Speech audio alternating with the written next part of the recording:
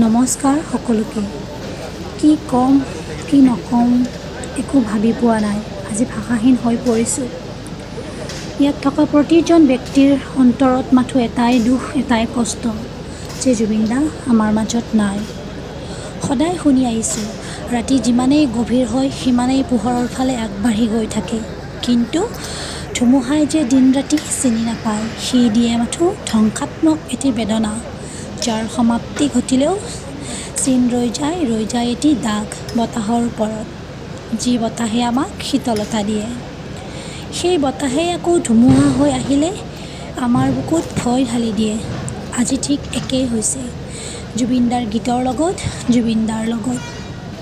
যি গীত শুনিলে আগতে টোপনি আহিছিল, সুখ পাহৰাইছিল, আজি সেই গীততেই টোপনি সৰি দুচকুত চকুলো দিছে আৰু দিছে এসোপা দুখ বেদনা।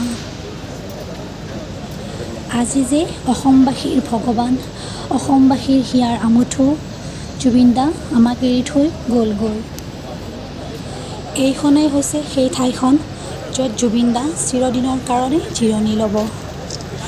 তেওঁ আজি যোৱা এদিন দুদিন কৰি 4 দিন পাৰ হৈ গ'ল।